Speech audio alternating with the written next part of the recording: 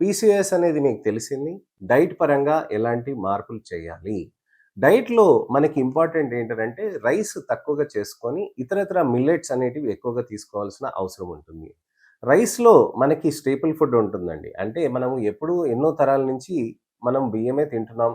అలానే అన్నమే తింటున్నాం. కానీ అన్నం తిన్నప్పుడు దాంట్లో గ్లైసెమిక్ ఇండెక్స్ అనేది ఉంటుందనమాట. అంటే షుగర్ లెవెల్స్ ఎక్కువ రిలీజ్ అవ్వటం అనేది ఉంటుందనమాట. దొడ్డు బియ్యం తిన్నారనుకోండి, షుగర్ రిలీజ్ అనేది నెమ్మదిగా అవుతూ ఉంటుంది. అప్పుడు అది మంచిగా బాడీకి మంచిగా అవుతూ ఉంటుంది. సన్న బియ్యం తిన్నామనుకోండి, మనకి షుగర్ అనేది తొందరగా రిలీజ్ అయిపోతుంది. అప్పుడు మన బాడీ మెటబాలిజం అనేది మారిపోయి పీసీఓఎస్‌కి ఇంకా ఎక్కువగా యాడ్ చేస్తూ ఉంటుంది. మనకి షుగర్ తక్కువ రిలీజ్ అయ్యే ప్రొడక్ట్స్ మనం ఎక్కువ తింటూ ఉండాలి. బయట ప్యాకేజ్డ్ ఫుడ్స్ కూడా తీసుకోవద్దండి. మనకి ప్లాస్టిక్ ఫుడ్స్ తీసుకుంటున్నప్పుడు, ప్లాస్టిక్ కంటైనర్స్‌లో గూడా ఫుడ్స్ తీసుకుంటున్నప్పుడు, మైక్రో ప్లాస్టిక్స్ అనేటివి మన చర్మం లోపల నుంచి మనకి పేగుల్లోంచి లోపలికెళ్ళి, అక్కడ ఎండోక్రైన్‌ని డిస్రప్టర్స్ అని అంటారనమాట.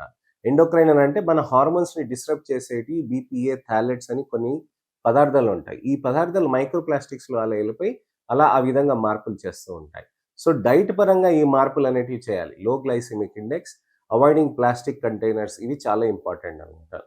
అలానే మైక్రోబయోమ్ ఆల్టరేషన్ అని అంటారు. అంటే మన పేగుల్లో ఉన్న good bacteria, bad bacteria ratio ఏదైతే ఉంటుందో అది ఆల్టర్ అయిపోతుందనమాట.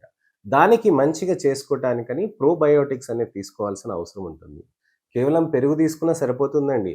రోజు కనీసం ఒక గిన్నెడు పెరుగు మనం తీసుకొని తింటూ ఉంటే అది మనకి మైక్రోబయోమ్ అనేది మంచిగా సెట్ చేస్తూ ఉంటుందనమాట. అలానే మంచి ఆరోగ్యవంతంగా ఎక్సర్సైజ్ చేయాల్సిన అవసరం ఉంటుంది.